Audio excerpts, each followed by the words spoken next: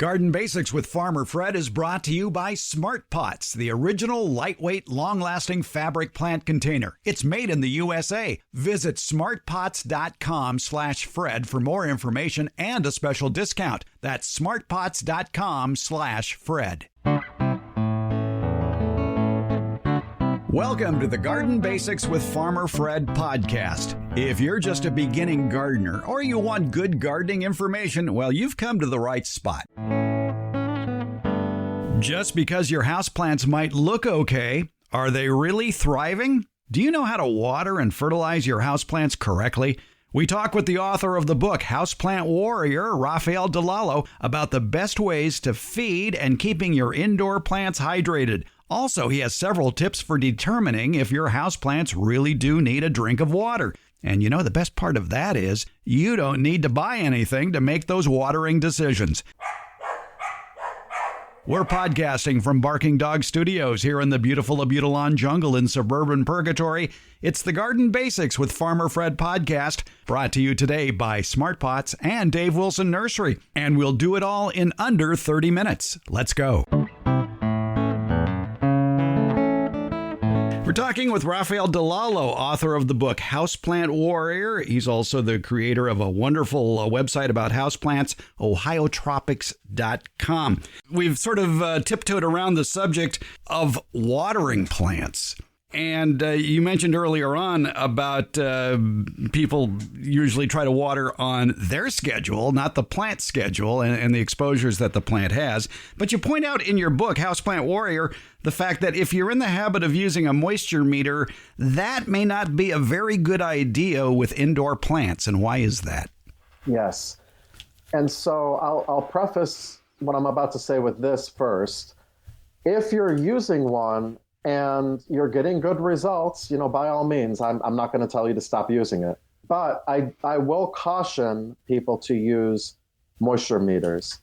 And the reason is because so many of my readers and my followers over the past, 5 years, people that I've been helping with their plant issues, have killed their houseplants because they're blindly relying on a moisture meter to tell them when to water their plants.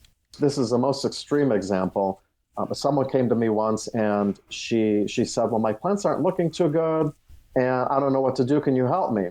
And so I always ask for pictures and I always ask, what is your process for watering? How do you determine when to water? How do you water? And so on.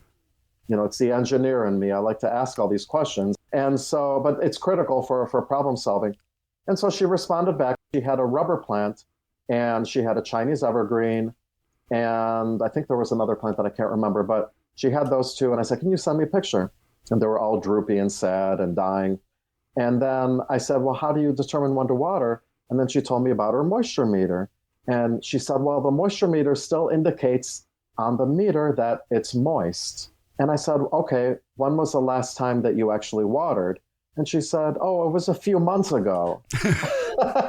And so right there, I said, throw it out. Throw it away and use your finger instead. Throw it out. Go and give your plant a really, really good thorough soaking because the potting mix probably has become hydrophobic by now and it's repelling water. Give it a nice thorough soaking so that it can accept water again, and then just use your finger. Put it in there, feel the soil. And really for most houseplants, overly simplifying a little bit, but for most houseplants, if the top inch of your potting mix is dry, then at that point you can go ahead and water. Of course, it varies depending on the type of plant that you have. It's very important not to just blindly trust a moisture meter. And what I think a lot of people don't realize too is moisture meters don't actually measure the water content of the potting mix. They actually measure conductivity. And that basically how well your potting mix is conducting electricity. And it really depends a lot on the composition of your potting mix. And if you have also a lot of fertilizer salts that are built up in your potting mix, it's going to throw that off as well. And also, if you have a much chunkier potting mix, that'll throw it off as well. Plus, a lot of them are very inexpensive and junky and not reliable. So I just caution people to not rely on moisture meters and to use your finger instead to judge moisture in your potting mix. You can also lift your pot to see how heavy or how light it is to help you do that as well. And there's some other ways too, but that's normally what I like to recommend. You're not going to talk about wooden chopsticks? Well, I thought about that too, but that is another method too. So if you have, a bamboo chopstick from your takeout or something like that, from leftover from dinner, you can definitely insert it into the potting mix, let it stay for a few minutes and take it out and then feel it. Did it turn a darker color? Do you have, bits of soil still attached to it? How does it feel? You can feel it with your fingers too. On that note, actually, some people also hesitate to water when they insert a tool like that, a wooden chopstick to the bottom of the pot, because they say, well, soil at the bottom of the pot is still moist, so maybe I shouldn't water yet. That's just how it works. That soil is going to take the longest to dry out. Unless you have a succulent or plants that do like to dry out completely, don't wait until all of your potting mix is fully dried out before watering again. You just have to know your type of plant and where your plant comes from and what they like. Yeah, you have a whole section on your website, ohiotropics.com, about soil moisture meters for indoor plants and the three big dangers associated with them. And yes, you're a guy after my own heart, because you say I could easily include an affiliate link and try to get you to buy various moisture meters, but I'm not going to do that because I would not promote something that I don't believe in and that doesn't work, period. My reputation is worth more to me than that, and I would be doing a disservice to my readers. I feel the same way. We're both going to die poor. No,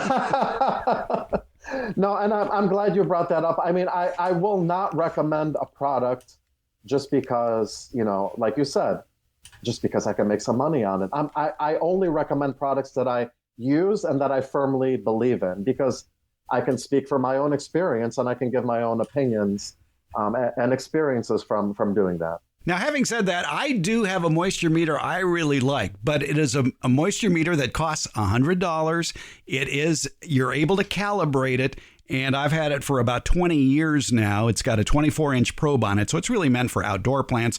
But as long as you take care of it and you store it indoors, don't leave it out in the soil, bring it inside, wipe it off, it tends to work reliably. That's great. I'm glad you brought that up, and you brought up the topic of calibration. And so that's a big issue, with the very inexpensive moisture meters, with the two prongs that you can pick up at Lowe's or Home Depot, that are just a few dollars. Those are not going to be reliable. They may even work well for a while, but they're not going to work long term. You won't be able to calibrate them. And so they won't be as reliable as the one that you just mentioned. So if you really do want to get a moisture meter, you would have to spend a lot more money and also take care of it, exactly like you mentioned, and also keep up with the calibration if you really want true results that will actually help you. Now, one thing you did mention about moisture meters is the fact that they're measuring the conductivity, which is usually due to the salt content of the soil, and a lot of salt content comes from fertilizers. We haven't talked about fertilizers for houseplants. Do they need fertilizer at all? Yes, absolutely. I mean, light is the number one thing that plants need to photosynthesize and make their own food. However, indoors, growing things in pots, we don't have the benefit of animal droppings outside and leaves that are decomposing and adding nutrients to the soil. So we don't have that indoors. If we're freshly repotting a plant, a lot of times those will have fertilizer included and nutrients, so you'll be okay for a while. But really, for the long-term benefit of your houseplant, I always recommend a good fertilizer routine for all your plants. When you're looking at fertilizer labels, what are some red flag warnings that you might see on that label that would say, no, I'm not going to use this one? That's a great question. I don't know if anybody has ever asked me that. So I would say the particular fertilizer I use actually does not include urea. And I know that can cause burning or increase the risk of plants burning, especially if you over-fertilize and you add too much. So I prefer urea-free fertilizer, and some plants are sensitive to that. Some plants are more sensitive than others. So that's one thing. Another thing, I'm thinking of succulents. You got me thinking about succulents. And for succulents, they typically like lower nitrogen fertilizers. So just be aware of the first number in, the NPK value on your fertilizer label, because they don't they'll grow a lot slower than many plants. They just don't grow as quickly as many other plants. And if you give them too much nitrogen, you'll just be encouraging weaker growth. It's not as compact, and your plant's going to lose its shape and form, and it might even make it more prone to pests as well. Those are the two things that come to mind when looking at fertilizers. I know there's a big debate over organic versus non-organic fertilizers, but I tend to use more of the organic fertilizers outdoors because they have more of an odor. And indoors, I just use water-soluble fertilizer that is not organically derived. Yeah, I would be sleeping outdoors if I was using fish emulsion on my houseplants. Fish emulsion, right. That's the one that comes to mind. Yeah.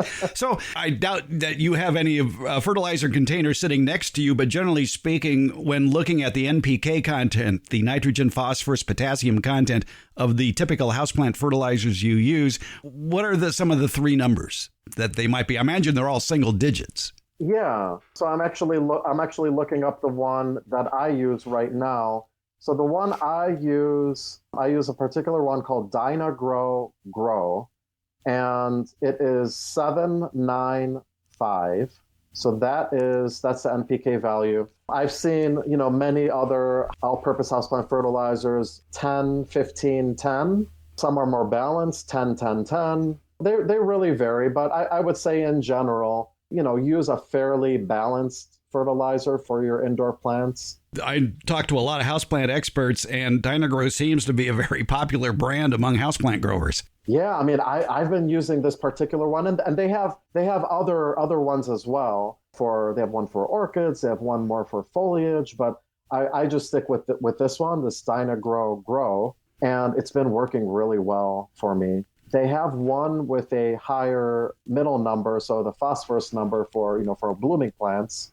A lot of us call it the bloom booster type fertilizer, but they have a great variety of products. Yeah, for those who might be wondering a little bit about what NPK, nitrogen, phosphorus, potassium, does for a plant, I think Giselle Schoninger of Kellogg Garden Products put it best and certainly the most succinct when she said the three numbers NPK represent up, down, and all around. Nitrogen for growth, phosphorus for root development, and then the potassium is for the all-around vigor and health of the plant. I love that. I've never heard that before. So up, down, and all around. Remember that. Love that. Yeah, she hasn't copyrighted it, so be my guest on that. Is there anything else you want to talk about? So I would like to mention the topic of overwatering, if I might. I will introduce you with that. Okay, then. All right. All right.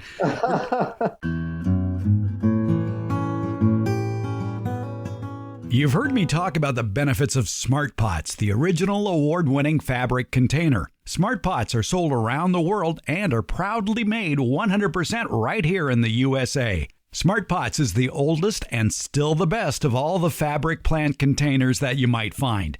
Many of the imitators are selling cheaply made fabric pots that fall apart quickly. Not Smart Pots. There are satisfied Smart Pot owners who have been using the same Smart Pots for over a decade, actually approaching 20 years. When you choose Smart Pot fabric containers, you know you'll be having a superior growing experience with the best product on the market. And your plants will appreciate Smart Pots too. Because of the 1 million microscopic holes in Smart Pots, your soil will have better drainage and the roots will be healthier. They won't be going round and round on the outside of the soil ball like you see in so many plastic pots. The air pruning qualities of Smart Pots creates more branching of the roots, filling more of the usable soil in the Smart Pot. Smart Pots are available at independent garden centers and select Ace and True Value hardware stores nationwide. To find a store near you or to buy online, visit smartpots.com/Fred. And don't forget that /Fred part. On that page are details about how, for a limited time, you can get 10% off your Smart Pot order by using the coupon code FRED. Use it at checkout from the Smart Pot store. Visit smartpots.com/Fred for more information about the complete line of Smart Pots lightweight, colorful, award-winning fabric containers. And don't forget that special Farmer Fred 10% discount. Smart Pots, the original award-winning fabric planter. Go to smartpots.com/Fred. You want to start the backyard fruit and nut orchard of your dreams, but maybe you don't know where to begin. Or maybe you're currently growing fruit and nut trees and you've got a million questions, such as what are the tastiest fruits to grow? Where can I go to buy some of these delectable fruit and nut trees you've been reading about? And then how do you care for all of these trees, including planting, pruning, and harvesting? I've got one online stop in mind for you where all these questions you might have will get answered. It's DaveWilson.com. That's Dave Wilson Nursery, the nation's largest wholesaler of fruit and nut trees for the backyard garden. They have planting tips, taste test results, and links to nurseries in your area that carry Dave Wilson fruit trees. Click on the Home Garden tab at DaveWilson.com for all of these links, including a link to their years of informative videos about growing fruit and nut trees that they've posted on the Dave Wilson Nursery YouTube channel. Start the backyard orchard of your dreams at DaveWilson.com. We're talking with Rafaele DiLallo, author of Houseplant Warrior. He is also the curator of the website ohiotropics.com. And I know from answering garden questions for 40 years that if I just say, well, watering is your problem, I'll be right 90% of the time. And I'm sure that's also true with houseplants. Oh, yes. Oh, yes. So I have an entire section in Houseplant Warrior specifically on overwatering because I have a lot to say about it. One thing is that people get so scared of watering properly to the point where they're actually doing the opposite. They're actually dehydrating their plants. And so it typically all starts with a Google search. Someone might go onto Google and say, why is my peace lily getting a yellow leaf? And a lot of websites will just return overwatering, you're overwatering. And of course, you just have to be careful of the sources that you read on Google. When they see that, then they'll become scared to water properly and they'll let everything go bone dry. And that's it. And then they're going to keep repeating that struggle. What I like to tell people is I like to ask, do you care about all of your plant's roots or do you just care about some of them? If you're just adding 1 tablespoon of water to your succulent because you're scared you're going to overwater it, you're going to be causing a lot of harm in the long run. If your root system suffers, your entire plant's going to suffer. You need a healthy root system to have a healthy plant.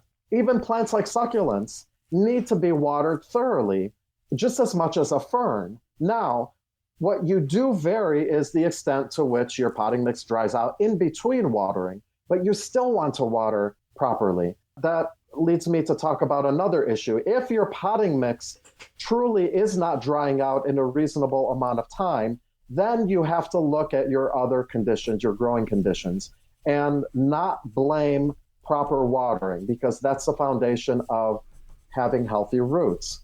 So look at your light conditions. Is your plant shoved in a dark corner? It's going to be using a lot less water if your plant's not getting enough light. Is your potting mix not well drained?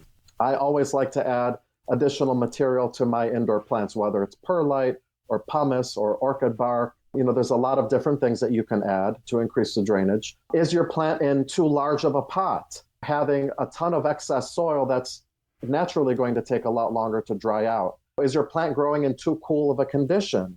And also humidity plays a factor in how fast your potting mix will dry out as well. So there's a lot of things to consider.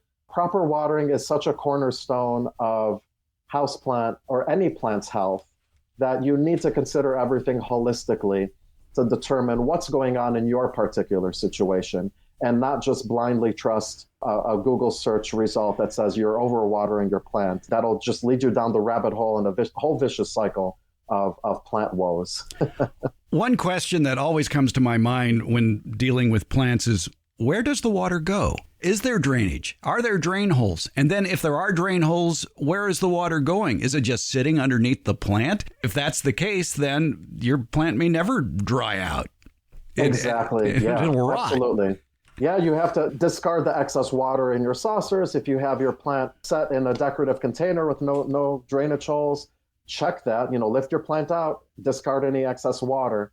Absolutely. And we all get lazy sometimes and it happens, but it pays to check. I noticed that in your potting mixes, you use peat moss in a lot of your formulas, and peat moss can be notorious for drying out and staying dry unless you hydrate it thoroughly before you use it, and then keep it hydrated so that the water will flow through it and not around it. How do you keep peat moss from drying out? Unless you let your potting mix completely dry out for a while, normally fine. But like you mentioned, if you let it dry out too much for too long, it'll get hydrophobic. And so that's something also that many people don't realize. And when they go to water, it'll just stream right through very quickly. Then you have to work a little bit to moisten your potting mix again. So what I like to do in those cases is either water several times in a row, give it some time in between to re-moisten the potting mix, or you can also set your plant in a bucket of water with a few inches of water and bottom water your plant. So let your plant take up water over time, maybe over an hour or two, and it'll start to absorb water through the bottom in order to re-moisten your potting mix. So you would have to work a little bit to rehydrate the potting mix, but it can easily be done. And as you point out in your book, Houseplant Warrior, after you've done that, after you've rehydrated that plant, pick up the plant and make a mental note of how much that pot weighs. And Yes. then when down the line, if you think your plant needs water or doesn't, lift it up. Is it much lighter than what it was after you'd watered it that thoroughly? Chances are it might need water. That's right. That's right. And I also like to feel the potting mix too. On that note, sometimes I've gotten caught in this trap too. Sometimes I look at a particular plant at the soil or potting mix, and it still looks dark. And so sometimes I assume, it hasn't dried out yet. But when I go to touch it, it's actually dry. So don't rely on just the appearance of your potting mix as well. Actually feel it with your finger. And like you said, pick up your pot and make a mental note of how much it weighs. It's subjective to some extent, but it definitely does help. I always thought one way to get rich in this business would be to market water. I would have Farmer Fred water and sell it by the gallon, and it would just be tap water that I've run through a Brita filter. But I'm not going to do that because I too have scruples like you do. But is there a difference? Do you use tap water, or are you using spring water or bottled water? So I have so many plants that it's difficult not to. It's difficult to use anything but tap water. Once I get my greenhouse, I'm probably going to start collecting rainwater or use an alternative source, maybe more purified water. But honestly, for the most part, most houseplants will be perfectly fine with tap water. And we have hard water here. Most plants will be fine. There are some plants that are notoriously more finicky, that really don't like hard water. Some plants even are sensitive to fluoride levels too. Some plants that are traditionally known to be sensitive to that are spider plants, so they'll get brown tips at the tips of their leaves if you have water that's been fluorinated. I believe even peace lilies will do that as well. And if I'm not mistaken, aspidistras or cast iron plants as well. Some, many orchids are also sensitive to hard water. But for the most part, you're going to be fine. The only thing I would caution with, if you use any water softeners, that end up adding sodium to your water, that's toxic to plants. Anybody listening to that, be aware of that. Some plants like calatheas, for example, do not like many salts in water. And so many people have success with using distilled water, but you'll still want to fertilize every so often to make sure you're not, causing any nutrient deficiencies in those cases too. Is there anything to, if you know that your tap water has fluoride or chlorine, is there any help if you just leave a bucket of it sitting out and letting it dissipate? Does that make a difference? So I think that's another myth as well. If you leave your tap water out, this is another thing that's rampant. And I'm not going to speak specifically for every single additive that's in water, but there are compounds in your tap water that they will not evaporate.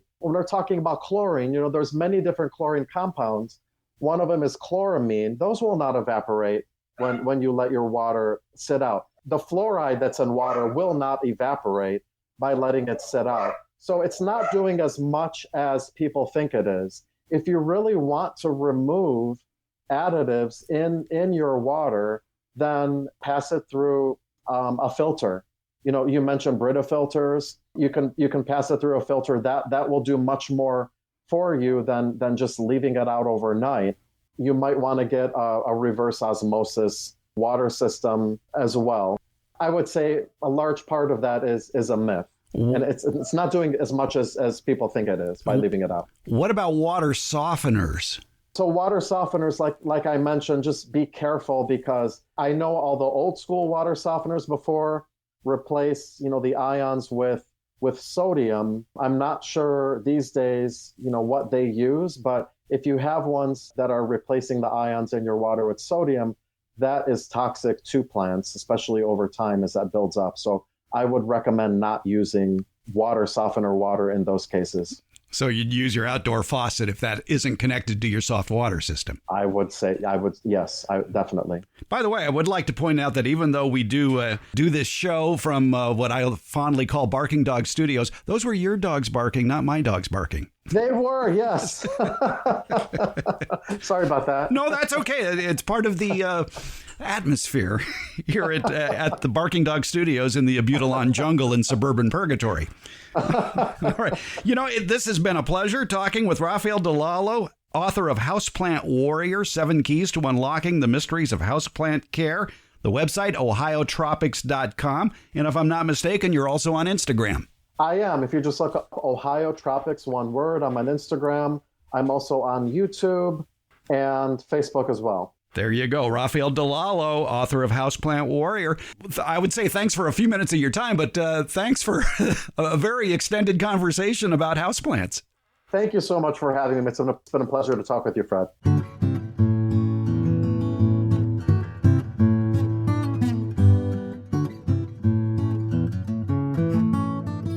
We've talked on the Garden Basics podcast back in episode 114, as well as in the Farmer Fred Rant blog page, about the benefits of crop rotation.